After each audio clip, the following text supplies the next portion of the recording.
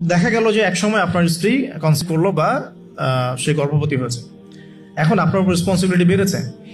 যতদিন সে সন্তানটাকে ধারণ করে রাখবে এই সময়টুকুর মধ্যে তাকে কোনো প্রকার হারাম কাজে লিপ্ত করতে দেয়া যাবে না।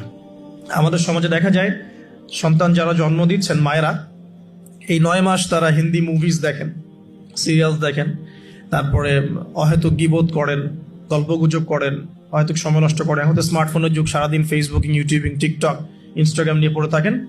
এই প্রতিটা কাজ গর্ভের সন্তানের উপর প্রভাব ফেলে, প্রত্যেকটা কাজ গর্ভের সন্তানের উপর প্রভাব ফেলে। ইভেন মায়ের যদি মন খারাপ থাকে বাচ্চা ভিতরে কষ্ট পায়, মা যদি প্রফুল্ল থাকে, হাসি খুশি থাকে, বাচ্চা কিন্তু ভিতরে ভালো থাকে। মেডিকেল সায়েন্স পড়েন, আমরা প্যারেন্টিংস নামে একটা বই সাজেস্ট করছি, ওই বইটা পড়ে দেখেন, ডিটেলস সব লিখা আছে। তো মায়ের এখানে সময় কাটানোটা খুব ইম্পর্টেন্ট, কিভাবে আমরা সময় কাটাচ্ছি। গর্ভবতী অবস্থায় এই 9 মাস মায়েদের উচিত বেশি বেশি কোরআন তেলাওয়াত করা, আল্লাহর জিকির আজগার করা, নামাজ না ছাড়া, হ্যাঁ ভালো কিছু দেখা, ভালো কিছু শোনা, যত রকম হারাম এবং কবিরা গুনাহ আছে এগুলো থেকে দূরে থাকার চেষ্টা করা। এরপর ইনশাআল্লাহ সন্তান ভালো হবে। আল্লাহ পাক দোয়া করি সন্তান যেন সুস্থ স্বাবলম্বী হয়।